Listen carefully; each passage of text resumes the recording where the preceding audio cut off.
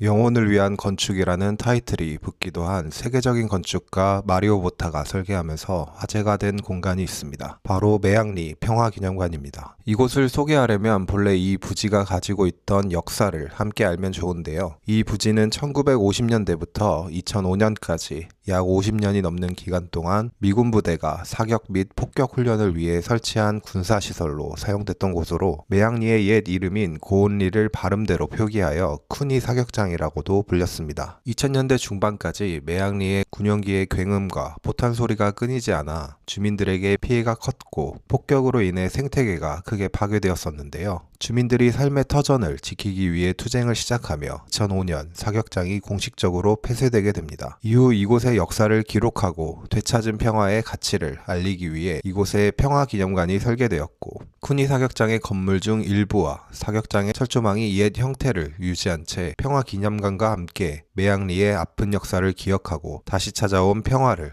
기념하고 있습니다. 기념관은 원형의 수직으로 솟은 건물과 사선 기둥이 인상적인 회랑, 반원형 형태의 공간 등이 맞물려 심플하면서도 기하학적인 형태로 강렬한 인상을 주고 있는데요. 옛 철조망의 일부가 남겨진 입구를 지나 이 사선의 기둥들로 채워진 회랑 공간을 중심으로 내부의 전시 공간과 수직적으로 쌓아진 하나의 위령비와 같은 공간으로 이동하게 됩니다. 먼저 새로운 공간으로 진입하는 느낌을 주는 이 회랑은 사선의 기둥이 만들어내는 프레임을 통해 열려 있으면서도 자연광과 그로 인한 그림자가 매력적인 곳인데요. 이곳을 걸으면서 다른 공간들로 들어가기 전 한번 분위기가 환기가 되면서 추모의 공간들을 만나게 된다는 생각이 들었습니다. 그리고 저는 간결해 보이지만 구조적으로 쉽지 않았을 것처럼 보이는 원형의 고리와 같은 층이 반복되면서 세로로 세워진 건물 자체가 하나의 위령비와 같던 전망대 공간이 기억에 남는데요. 건물의 형태 자체도 시각적으로 강렬했지만 위에 올라가서 바라봤던 풍경들도 인상 깊었습니다. 건물은 과거 폭격지였던 근처의 농섬과 사격통제 관측소를 연결하는 축 위에 놓여 있고 중간에 기둥 없이 펼쳐지는 원형의 파노라마를 통해 과거 사격장의 흔적과